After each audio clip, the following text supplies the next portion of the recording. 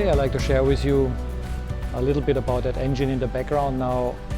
That 3.3 liter turbo belongs to a good client and friend of ours who is deeply in love with his car.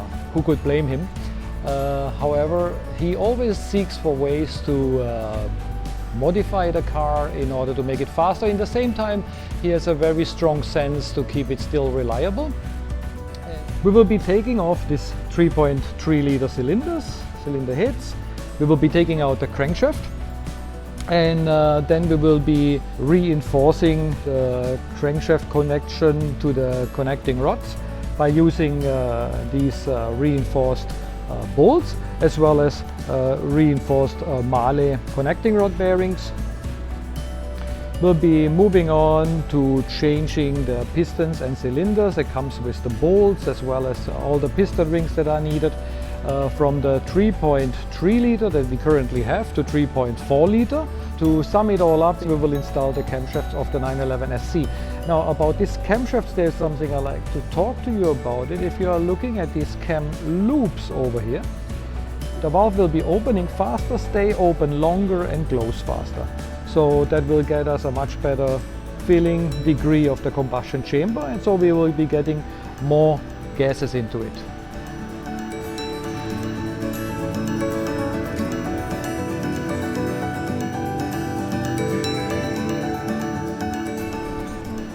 So in front of me we have the old and the new crankshaft. We have pulled off the sprockets. They are in charge for the timing later on. So the new crankshaft is completely balanced and is a little bit worked over, which means there are slight changes in terms of oil supply. There is the oil supply bore for a connecting rod pin, and this bore here in example has 4.5 millimeter. Compared to the previous one that was 2.5 millimeter. So we should get a more efficient oil supply with our new overworked crankshaft. As we are increasing the power and replacing the crankshaft, we have decided to replace our journal bearings in the crank housing with special coated high performance journal bearings, as well as the bearings of the intermediate shaft that is driving the oil pump. We are going to replace the same bearings on the connecting rod ends as well. So we're gonna apply oil on it. So then once this is done, the crankshaft can be installed. So Bryce is unpacking the plastic gauge here. Plastic gauge, we have explained in earlier videos. It's nothing too sophisticated. It is literally a little plastic string that then expands under pressure, and then the expansion can be measured, and hence that's how we get to our clearance.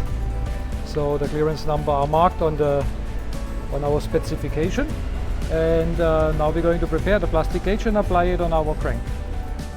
So we are now applying the little string of plastic gauge onto our crankshaft. And the expansion caused by compression in the second half of the engine housing it's being mounted on will then basically show us the tolerances.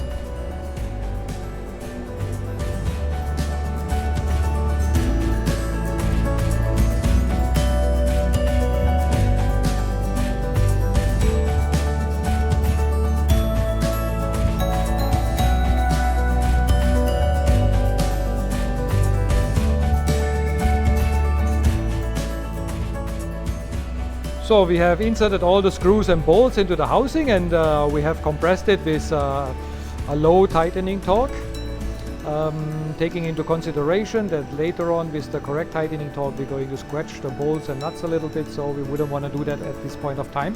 But this is sufficient enough for us to actually compress the plastic gauge that now will show us how much it has been compressed, and according to that we will be able to take down the measurements of the clearances. So after we have removed the engine housing that was putting the crankshaft into place and compressing our plastic gauge, so we're going to measure now the rate of expansion, and according to that we will be able to determine the clearance.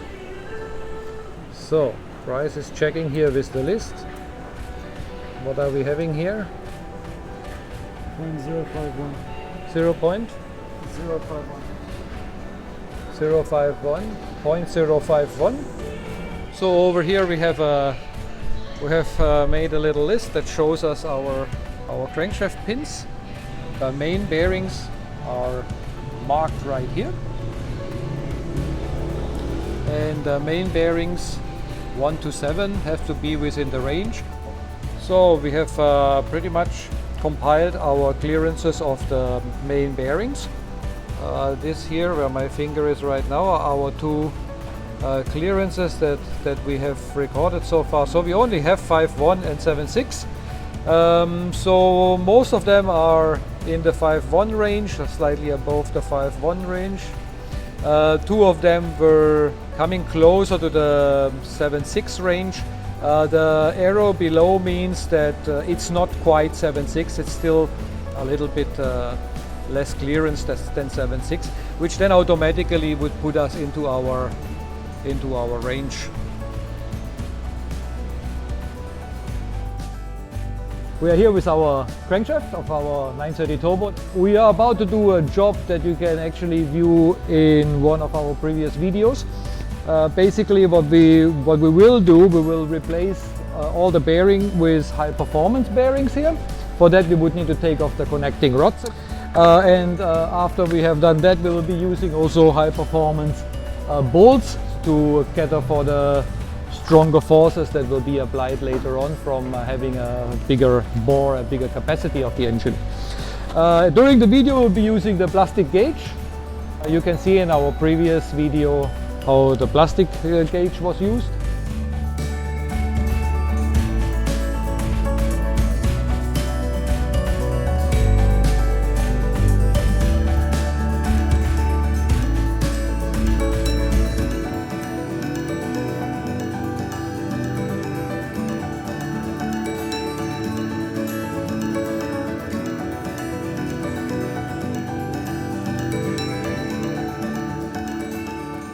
The new crankshaft is in place, the high performance bolts and also connecting rod bearings have been installed.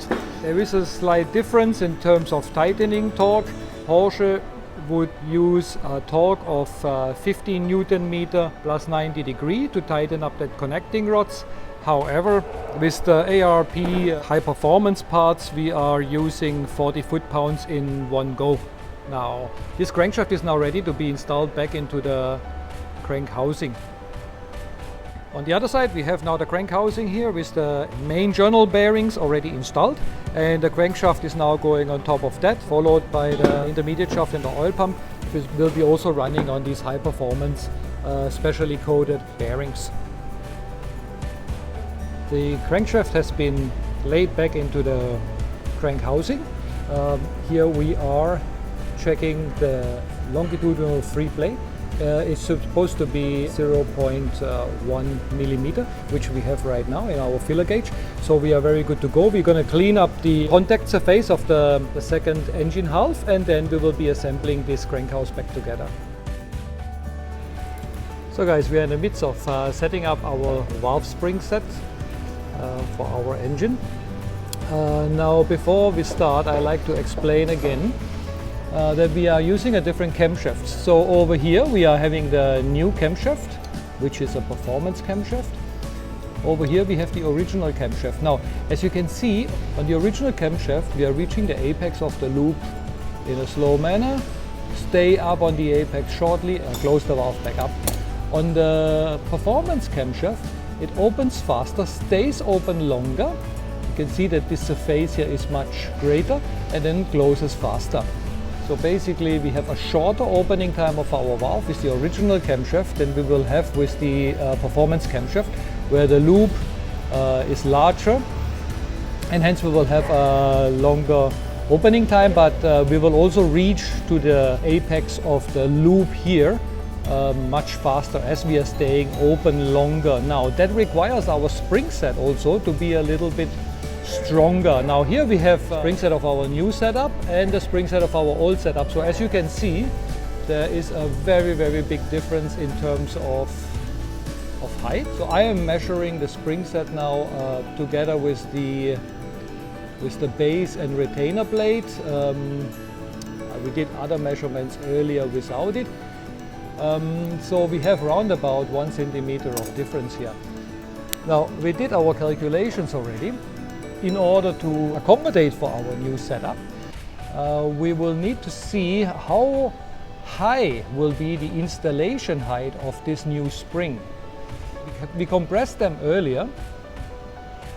This spring, the new spring, has fully compressed 22.1 millimeter. The old spring has fully compressed 17.8 millimeter. So according to our calculation, we came to the conclusion that we have to shim up our new setup here with 2.2 millimeter. However, the shims that are available are always 0.5 millimeter in size. So in order to get close as possible to the number, we will be using 4 shims under each assembly, and that way we will be closest to our measured value of 2.2 millimeter.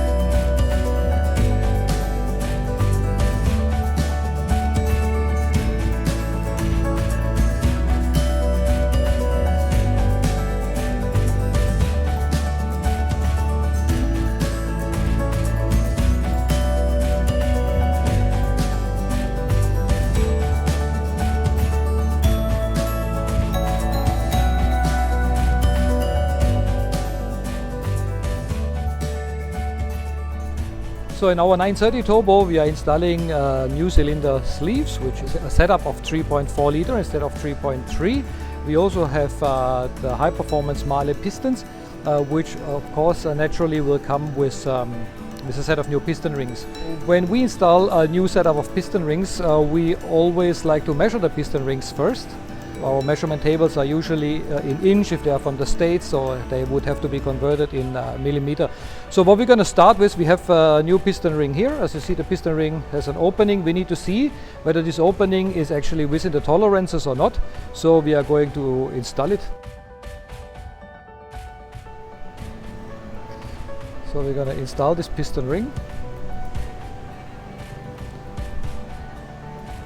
See whether it would be fitting. So he's using the piston to level it out. So now, if generally we see there is a small gap now, which is fine, we should have a small little tolerance. The question is how much. Our calculation tells us we would have to measure the bore, and we will have to time that for a high performance street ring. We have to time that by 0.0045 inch. Now here we have our measurement caliper. We'll just measure it out, how much we have. We have down here we have pretty much exactly 98 millimeters, so we have done our calculation beforehand. 98 millimeter would be converted into inch 3.85 for the diameter of this bore, and we would be timing it with 0.0045 inch, and we would reach 0.017 inch. 0.17 in inch would equal 0.4 millimeter, so this would be our filler gauge. So, as you can see, it snugs in very tightly. So this is pretty much our measurement, which means this piston ring is actually ready for installation. However, in the event that you come across piston rings where the gap is not sufficient, there are these tools available. They pretty much look like this. So we just put one piston ring inside. So basically you would be able, now we won't be grinding this piston ring down as we just measured it, but if you then crank it up here, you can see how an industrial diamond blade will basically work the piston ring down to the measurement that you require. We will now proceed and put this piston together with the piston ring and then insert it into our cylinder sleeves, and then these cylinder sleeves will be ready for installation. So when you work with piston rings, there are two particular tools that are absolutely necessary. These piston rings are hardened material, so would you be pulling it with a screwdriver apart in order to get it over, it would surely break into two. So for that we have a piston ring plier. Now a piston ring plier, basically the piston ring goes in it and it opens up the opening in the bottom, and so the piston ring can be inserted into the piston. Later on, for the installation into the cylinder, you would need piston ring compressors. We are using this one here. That allows the piston rings to be then compressed to its maximum, and then with a little bit of oil and very slight pressure, it will basically slide down into the cylinder without causing any damage to the piston rings, cylinder sleeves or piston. So we will be starting with the oil scraper ring right here in my hand. It's probably one of the most fragile rings around our piston. It is made out of two pieces. You have the spring, and then you have the actual scraper ring. The spring goes into the middle of it.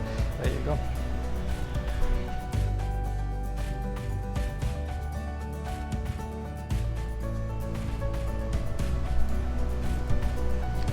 Putting the spring into position first. There's always going to be a little mark that says top. It's very tiny, so you gotta use a magnifying glass to find it. Make sure this goes on top.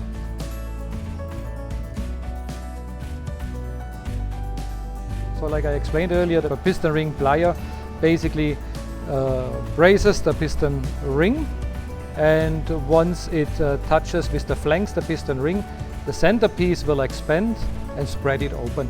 So that's what we are going to do now. I have the piston ring here right in my hand.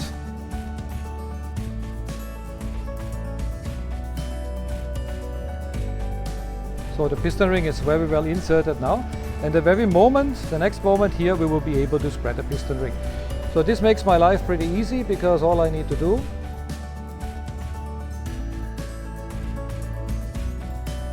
there we go, and the piston ring is installed. With our setup now, we want to make sure on the piston itself there is also a little arrow that shows into driving direction. That can be seen, right? So it's a little arrow.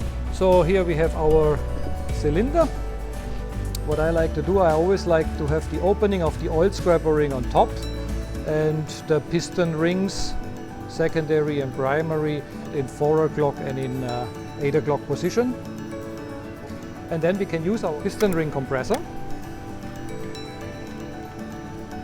put it over the piston ring,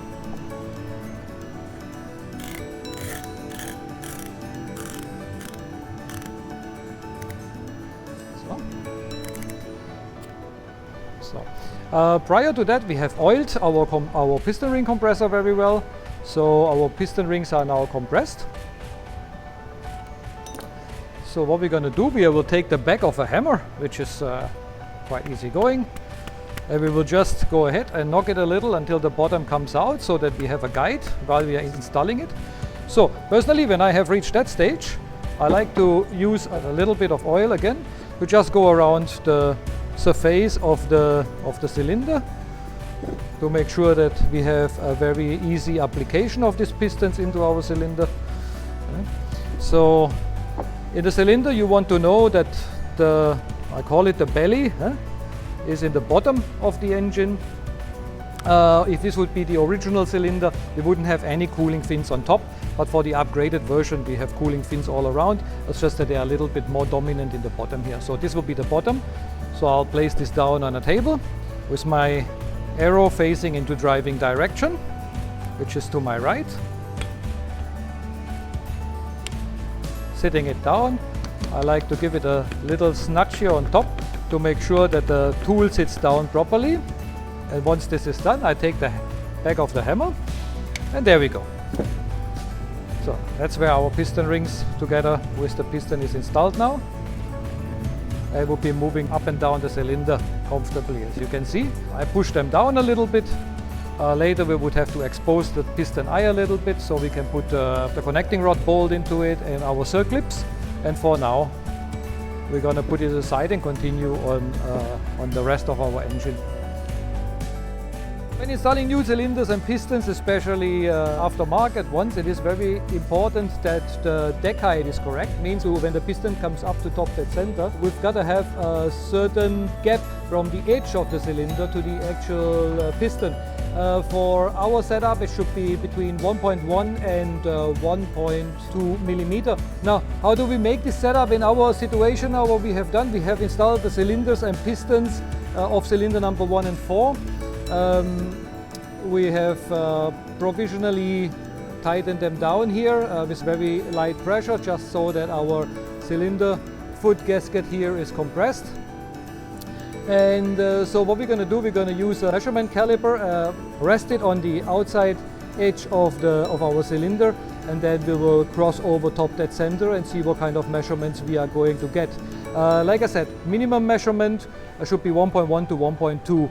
And according to that measurement, we will then decide which one of the two gaskets can be fitted. At this point of time, we have fitted a 0.25 on cylinder number 1, and we have fitted a 0.5 on cylinder number 4. So, okay, let's just apply the measurement caliper. Okay, so now we will cross top dead center. There you go. And our measurement on the dial will be 0.8 millimeter. So we are going over to the other side. Repeat the same process with the ring that now has a strength of 0.5 millimeter. So here we would have a 1.1 millimeter. With our setup, we should be using the 0.5 millimeter cylinder foot gaskets. So we have assembled our pistons and cylinders. We have put up our cylinder heads. Also here the camshaft housings have been put in place, and on the camshaft housings I like to point out to our rocker arm bolts. These are now rocker arm bolts that come equipped with a little gasket. The rocker arms itself have been replaced as well. So we have assembled our camshafts into the camshaft housing and put the chains back in place. So we are now going to do the fine tuning of the camshaft. The key is now in 12 o'clock position. We have locked it with a securing pin. The measurements compared to the original camshaft with this setup is slightly different. The original setup would have a 0.7 opening when the crankshaft reaches top dead center. In our case, instead of 0.7, we have a value of 1.91 because this time around we have Super SC camshafts. It's quite tough actually to reach within this range, so we have a tolerance level of 1.8 to 2 millimeter opening on top dead center. So we are going to measure that now. So the very first thing you want to do, as everything has been set up right, our crankshaft is right now in top dead center ignition cylinder number 1. So we want to spin it 1 revolution so that cylinder number 1 will go into an overlapping position. And once we have the overlapping position, we can actually measure how much the valve opens when we reach the gas exchange or overlapping TDC of cylinder number 1. We need 0.7 millimeter on original camshaft setup, but with our setup we need between 1.8 and 2 millimeter of opening. So as you can see, our valve should be opening now. Okay, keep going, keep going. So 1, you are now in center. So this is not good enough.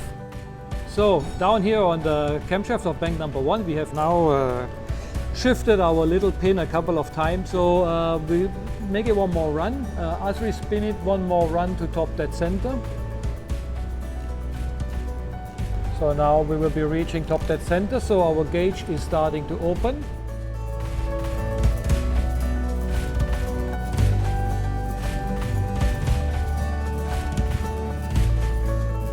Okay, second millimeter is coming up.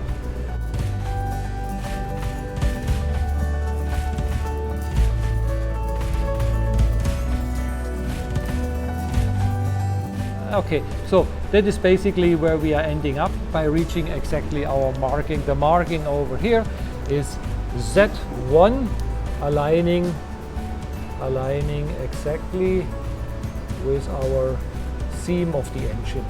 Yeah, so I believe we should be good going with this setup on bank number 1's camshaft, and we will be now doing the same to bank number 2. Just as we have done on bank number 1, we are doing the same on bank number 2. We have started with adjusting the intake valve of bank number 2 of cylinder number 4. We have adjusted it perfectly to 0.1 millimeter. So we take out a special tool and then we will be applying our measurement gauge. So we are on the other side now. We have put the camshaft in 12 o'clock position. That was our initial position. So we are now in the working stroke. Working stroke would put our marking down to 6 o'clock position. So now Asri is going to turn it to top dead center, and then we will be seeing where we end up with the original basic setting.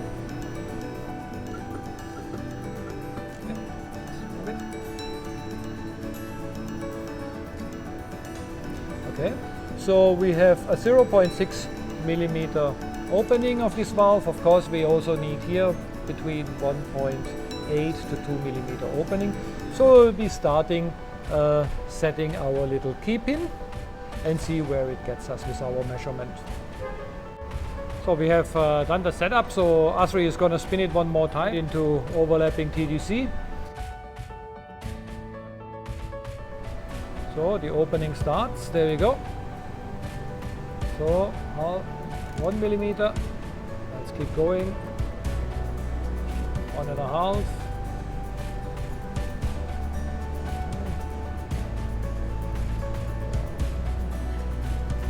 Where are we with our marking? Let's have a look over here. Yeah, there we go, the Z1 marking is on the seam of the engine. So we have a pretty much setup of 2 millimeter on the camshaft of bank 2.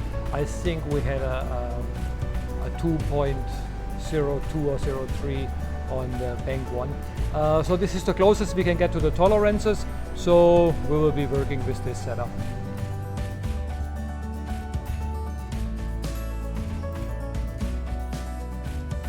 So I'm standing in front of the engine of the 930 Turbo. The air that's meant for combustion comes out of this silicone pipe, of which we have already replaced. We have removed the original intercooler. Originally the car was designed in a manner that the air that comes out from the turbocharger that carries a very high temperature, hence less oxygen molecules, will be pressurized into an intercooler, and then it goes into the intake here. Now, recirculation valves have been obsoleted with the 965, and so we are planning to do the same thing here as well. We are planning to increase the size of the intercooler, which then allows the air to be cooled down more due to the bigger size of the intercooler, which allows the air to carry more oxygen molecules into the combustion chamber, which then of course will improve our reliability of the engine as well as the performance. So over here you can see the original intercooler. It was produced by a company called Längerer und Reich, which is in Bernhausen, which is in Germany, around about 15 kilometers away from Stuttgart-Zuffenhausen, where Porsche is originated. Now, beside this original intercooler, you will also see the recirculation valve, which is not just a recirculation valve. The actual recirculation valve is actually sitting inside here. So basically you have this whole aluminium bridge to move the air. All this we will obsolete, like Porsche just did in the 965s. And what we are going to install instead of this rather skinny intercooler that probably gives us simply less performance would be a more high performance, thicker intercooler, which is called a long neck intercooler. The air in this case will be directly compressed into the intake distributor and does not have to go through the recirculation valve.